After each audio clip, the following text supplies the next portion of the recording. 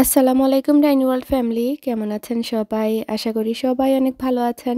আলহামদুলিল্লাহ, আমরাও সবাই ভালো আছি। তো নতুন আরেকটি ভ্লগ শুরু করতে যাচ্ছি। আশা করছি আপনাদের ভালো লাগবে। তো আজকে একদম ঘর ক্লিনিং থেকে ভিডিওটা শুরু করলাম। বাচ্চাদের ঘরে এত বেশি নোংরা হয়, আর যেহেতু ফ্যামিলি রুমে বসে ওদের খাওয়া দাওয়া উঠা বসা সব কিছু মিলিয়ে তো দেখা যায় মানে এভরি আদার ডেই আমার ভালো করে আর কি ডিপ ক্লিন যেটাকে বলে করতে হয়, নয়তোবা এত নোংরা লাগে মনে হয় 1 বছরের ভেতরেও ক্লিন করিনি। তো এখন সব কিছু ক্লিন আপ করে নিচ্ছি। আর আদ্যানের বাবা কিন্তু বাসায় নেই, উনি আজকে ঘুম থেকে উঠেই চলে গিয়েছেন ক্যাম্পিংয়ে। বেচারার যত শখ ক্যাম্পিং নিয়ে, মানে আপনারা তো জানেন প্রত্যেক বছর সামার আসলেও পাগল হয়ে যায়। তো কমপক্ষে 3 থেকে 4 বার ক্যাম্পিংয়ে যাবে এক একটা গ্রুপের সাথে। তো এই যে মপ করার পরে এই পানিটা দেখতে আমার এত স্যাটিসফাইং লাগে, মানে ময়লা পানি। আমি জানি না কার এরকম লাগে, আমাকে কমেন্ট করে জানাবেন। আমার কাছে যে কোনো ক্লিনিংয়েরই বিফোর অ্যান্ড আফটার দেখতে খুবই আরাম লাগে, মনে হয় একটা শান্তি ভাব। এখন তো বাচ্চাদের জন্য কোনো ভ্লগ দেখতে পারি না। আগে আমার আমেরিকান কয়েকটা ফেভারিট ভ্লগ চ্যানেল ছিল, যেটাতে ওরা বেশিরভাগই ক্লিনিং ভিডিও করতো, আর এত থেরাপিউটিক লাগতো আমার কাছে ক্লিনিং ভিডিওগুলো, আর এত সুন্দর করে প্রেজেন্ট করতো বিফোর অ্যান্ড আফটারগুলো। মানে নিজের কাছে কাজের মোটিভেশন চলে আসতো। তো যাই হোক, এখানে দেখতে পাচ্ছেন আমার আজরাক সোনা খুব বড় একটা কাজ করেছেন, যেটা হচ্ছে ক্রাফটের যে সিজারগুলো থাকে আঁকাআঁকি করার বা কাটাকাটি করার জন্য। তো এটা দিয়ে কোন ফাঁকে এসে আমার নতুন চেয়ারগুলো কেটে দিয়েছে। দেখে আমি লিটারালি জুড়ে জুড়ে কান্না শুরু করেছি। মানে ওকে তো মারতেও পারবো না, মারলে তো বুঝবেও না, কিন্তু আমার এত কষ্ট লাগছিল।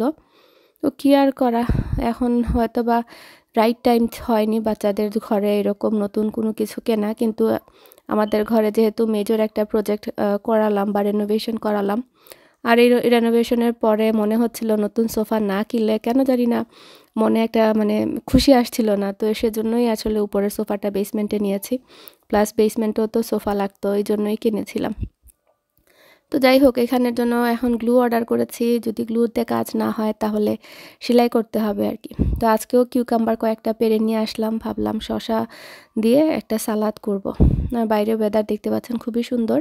আদিয়ানের বাবা একদম পারফেক্ট ডেতেই ক্যাম্পিংয়ে গিয়েছেন। তো বাসায় কেউ নেই, এখন হচ্ছে আমরা শুধু আমি আছি আর কি বাচ্চাদেরকে নিয়ে। তো আম্মাকে বলেছি, রাহিকে বলেছি চলে আসার জন্য, যাতে করে আর আমার একা লাগে না, কারণ ওনারা উইকেন্ডে ফ্রি আছেন, রাহিরও কাজ নেই। তো ওনারা চলে আসবেন ইনশাল্লাহ। তো আমি গার্ডেনে এসে গার্ডেনের অবস্থা দেখছিলাম, উইড টুইড হয়ে একদম অবস্থা কাহিল। আর এই যে আমার ধনেপাতা মাশাল্লাহ অনেক বড় হয়ে গিয়েছে। তো ভাবছি পেরে ডিপ ফ্রিজে কিছু কেটে রাখবো, আসলে সময় দিয়ে পারি না, আমি পেছনে আসারই সুযোগ হয় না, প্রত্যেক দিনই একটা না একটা দৌড়ের উপর থাকতে হয়। আর এই যে টমেটো গাছে টমেটো কিন্তু পেকে গিয়েছে, আর এগুলো হচ্ছে মিষ্টি কুমড়া। তো এটাও মাশাল্লাহ একটু একটু করে বড় হচ্ছে। এটা এই যে আম্মা এদিকে মানে সুতা বেঁধে দিয়েছেন, যাতে করে মাচার মধ্যে বা যে কাঠের যে ইয়েটা করা হয়েছে আর কি ওইটার মধ্যে যায়। আবার ফ্লোরের মধ্যে মানে মাটির মধ্যেও কিছু এক করে দিয়েছেন। আর এদিকে বাচ্চাদের জন্য একটু খিচুড়ি বসালাম, মনে হলো ফালাক আজরাককে আজকে একটু খিচুড়ি খাওয়াই। আর যেহেতু আদিনের বাবা বাসায় নেই, হ্যাঁ আমার মনে হচ্ছিল একটা মানে ফ্রিডম কেমন যেন লাগছিল। মানে ও বাসায় থাকলে খাবার দাবার সব কিছু নিয়ে আলাদা একটা আমার মানে রুটিন থাকে বা টেনশন থাকে, কি খাবে না খাবে। ও অবশ্য কখনো ওই রকম ডিমান্ড করে না যে আমার ওইটা লাগবে ওইটা লাগবে, বাট ও খেতে পছন্দ করে, এই জন্য আমারও রান্না করতে ভালো লাগে। আজকে কেন জানি না মনে হচ্ছিল রান্নাবান্না হাতে উঠছে না, তারপরও রান্নাবান্না করতে হবে, খেতে হবে। তো আম্মাও যেহেতু আসবেন, রাহি আসবে, তো আমি রান্না করছিলাম আর আমার ফ্রেন্ডের সাথে ফোনে গল্প করছিলাম। ওর হাজব্যান্ডও ক্যাম্পিংয়ে গিয়েছেন, তো ওর সাথে গল্প করে করে রান্না করছিলাম। তো রান্না করার একটা পর্যায়ে বলছিল, আল্লাহ আমি তো ভাত বসাতেই ভুলে গিয়েছি। তো আমি বললাম তুমি আর কোনো কথা না বলে আমার বাসায় চলে আসো, বাচ্চাকে নিয়ে আমরা একসাথে ভাত খাবো। ও না করছিল, বলছিল না না তুমি রান্না করছো রান্না করো, আমি আসবো না। আমি বললাম না না আসলে রাগ করব। তো এই ফোনের মধ্যে কথা বলে বলে বললাম যাই রান্না করছি আমি তোমার জন্য তো আলাদা কিছু করব না, চলে আসো। তো আশা শুনে আমার আরও কাজের একটু স্পিড বেড়ে গেল। তো বাচ্চাদের খিচুড়িটাও হয়ে গিয়েছে, নামানোর আগে আজকে শুধু বাগার দেইনি, জাস্ট ঘি দিয়েছি। আর এখানে হচ্ছে আমার একজন ননাস আমাকে বরবটি দিয়েছিলেন, ফ্রেশ বরবটি, তো সেগুলো আমি এখানে কেটে নিচ্ছি, এটা গার্ডেনের। আসলে সামার আসলে দেখা যায় মানে সবার গার্ডেনে মাশাআল্লাহ মোটামুটি সব ধরনের সবজি হয় আমাদের মিশিগানে, বিশেষ করে ওয়েদারটা তো খুবই নাইস হয়। আর গার্ডেনে মোটামুটি সবাই কম বেশি সবজি চাষ করে থাকেন। তো এখানে আমি গাজর নিয়েছি, সাথে নিয়েছি বরবটি, আর আমি সেম সাইজ করে আলু দিব। আর এগুলো দিয়েই আর কি গাজর দিয়েছি। তো এটা দিয়ে সুন্দর একটা ভাজি করব আর কি, বিয়েবাড়ির স্টাইলের, ভাবলাম ঝটপট হয়ে যাবে। আর এখানে আজকে সরিষা ইলিশ খাওয়ার খুব ইচ্ছে করছিল। রাহিও তো ইলিশ মাছ পছন্দ করে, তো ভাবলাম যে সরিষা ইলিশটা করি। তো এখানে হচ্ছে লাল আর হলুদ যে দুইটা সরিষা থাকে, সেই দুইটাই নিয়েছি। তবে দুঃখের বিষয় হলো এই সরিষাটা কেন জানি না একটু তিতা তিতা লেগেছে। আমি তো সেম সরিষা দিয়ে করি, কিন্তু এই প্যাকেটটা নতুন ছিল, অন্য একটা গ্রোসারি শপ থেকে আনা, হয়তো বা এই জন্য হতে পারে। আমার মনটা খুবই খারাপ হয়ে গিয়েছে, খুব আশা করে করেছিলাম। মানে খারাপ হয়নি খেতে, কিন্তু একটা তিতা ভাব চলে এসেছে আর কি, আফটার টেস্ট যে বিটারনেস ওইটা লাগছিল। নরমালি আমি করলে লাগে না। তো আমি সবসময় কিন্তু রসুনের কোষ আর কাঁচামরিচ দিয়ে তারপরে হচ্ছে আমি আর সরিষাটাকে আর কি ব্লেন্ড করি, এতে করে আমার একদম পারফেক্টলি হয়ে যায়। তো প্রথমে আমি হাঁড়ির মধ্যে দিয়ে দিয়েছি তেল, তেল দিয়ে দিয়েছি হচ্ছে 1 চা-চামচের মতো মেথি। আর মেথিটা দিয়ে হালকা একটু ভাজার পরেই হচ্ছে আমি দিয়েছি রসুন বাটা। রসুন বাটা দেওয়ার পরে দিয়ে দিলাম হচ্ছে এখানে হালকা করে হলুদ, হাফ টিস্পুন বা হাফ চায়ের চামচের মতো দিয়ে ভালো করে নাড়াচাড়া করব। মশলাটা লাল লাল করে ভাজার পরে আমি সবজিটা দিয়ে দিয়েছি। প্রথমে ভেবেছিলাম বিয়েবাড়ির মতো করে করব, পরে ভাবলাম না, এভাবে করে ফেলি সিম্পলভাবে, কারণ সবজির একটা আলাদা টেস্ট থাকে আর এটা আমার এভাবেই খেতে ভালো লাগে। আর এভাবে করে দেখবেন, জাস্ট পেঁয়াজ, সামান্য রসুন আর মেথির ফ্লেভারে খুবই ভালো লাগে। আর সবজিটা একদম মানে কালারফুলও থাকে। তো আমার সবজিটা ঢেকে রেখে দিয়েছি অল্প আছে যাতে করে সুন্দর করে হয়, আর লবণও দিয়ে দিয়েছি। আর এদিকে হচ্ছে সরিষা ইলিশটা বাগার দিচ্ছি। প্রথমে দিয়ে দিয়েছি সরিষার তেল, সাথে দিয়েছি পেঁয়াজ, তারপরে রসুন, 1 চিমটির মতো হয়েছে কালিজিরা। কালিজিরা দিই আমি সবসময়, কারণ কলকাতার যে রেসিপিগুলো সেগুলোর মধ্যে দেখি যে ওরা কালিজিরা দেয়, বা বাঙালি যত সরিষার ইলিশের রেসিপি দেখেছি অথেন্টিকগুলোতে আর কি 1 চিমটি পরিমাণে কালো জিরা দেয় ওরা। তো আমিও দিই, আমার ভালো লাগে। তো মশলাটা কষানো হচ্ছে ওই পাশে, আর হলুদও দিয়েছি হালকা করে, দ্যাটস ইট। আর শুকনা মরিচের গুঁড়াও দিয়েছি হাফ টিস্পুনের মতো। আর এদিকে আমি স্কেজুল করে রেখেছিলাম ওয়ালমার্টের গ্রোসারি, তো আজকে বাজারও চলে এসেছে। এই যে বাচ্চাদের স্ন্যাক্স, আর হচ্ছে এই এয়ার ফ্রেশনার বা এসেনশিয়াল অয়েলটা অর্ডার করেছি। এটা হচ্ছে ল্যাভেন্ডার ফ্লেভারের, খুবই সুন্দর ঘ্রাণ, ভালোই লেগেছে এটা। আমি এই ফার্স্ট টাইম আনলাম। এর আগে আমি সবসময় দেখা যায় আমার হাওয়াইয়ান বা ট্রপিক্যাল যেই স্মেলগুলো থাকে ওইগুলো আনা হয়। আর এটা হচ্ছে ওরিও বিস্কিটের অল্টারনেট, এটা বাচ্চাদেরকে খাওয়াই, বাচ্চারা ওরিওর জন্য পাগল। তো চেষ্টা করি বয়কট করার জন্য যে প্রোডাক্ট পারি, তো মানে খুঁজে খুঁজে বের করি আর কি অল্টারনেটগুলো। আর ওরা পছন্দ করলে তো আলহামদুলিল্লাহ একদম খুশি হয়ে যায়। তো এদিকে হচ্ছে বাজার গুছালাম, তারপরে মশলাটাও কষানো হয়েছে, তো আবার একটু ঝোলের পানি দিয়ে দিয়েছি।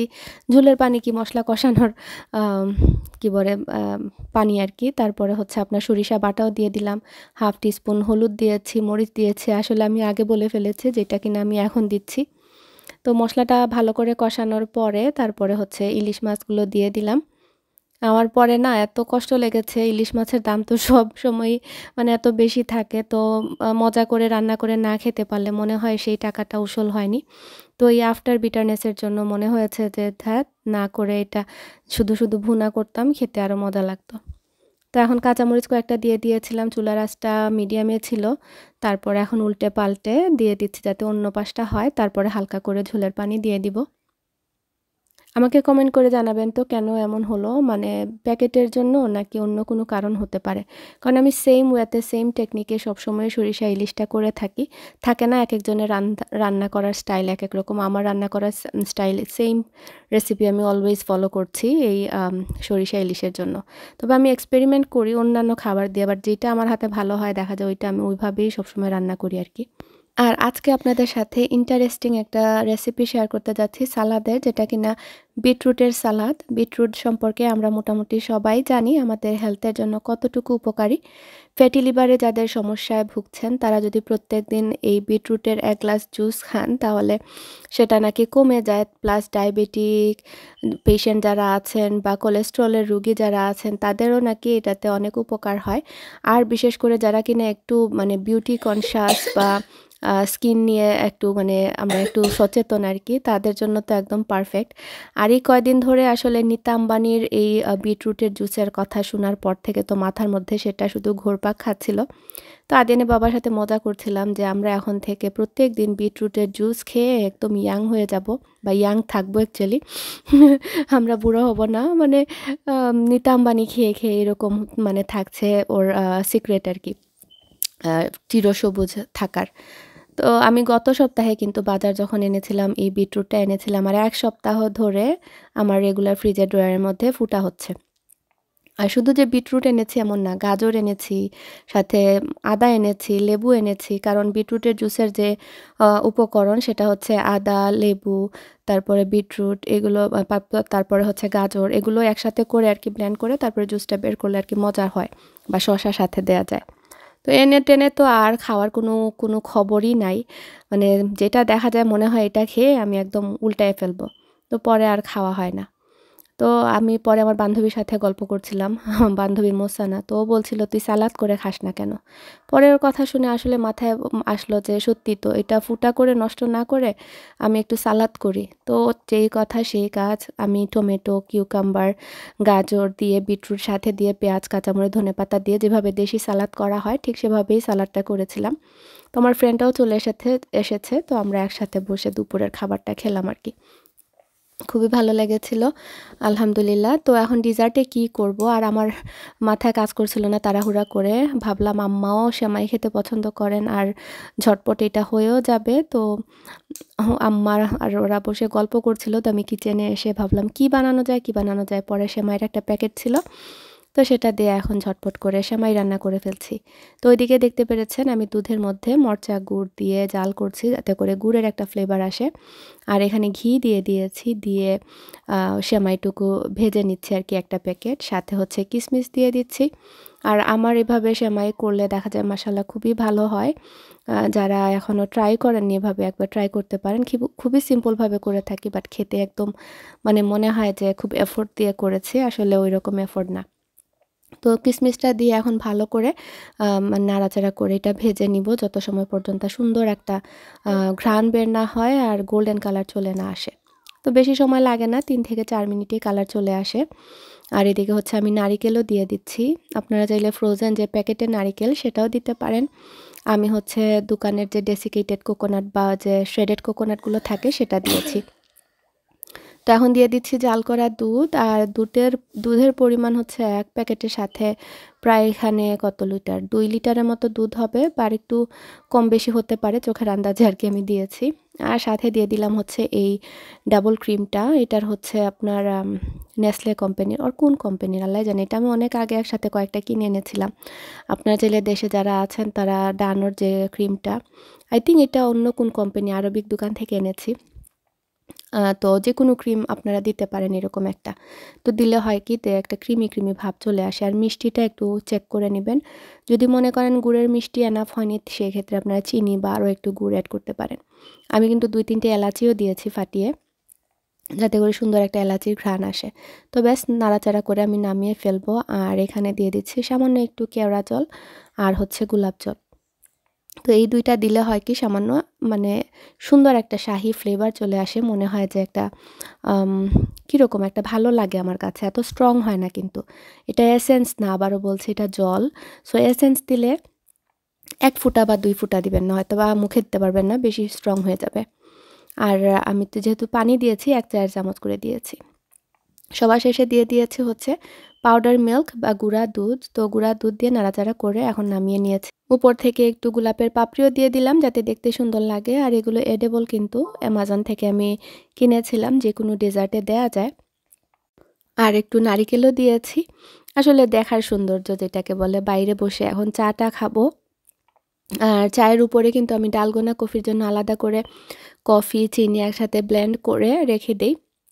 আজকের মতো এতটুকুই। সবাই ভালো থাকবেন। আসসালামু আলাইকুম।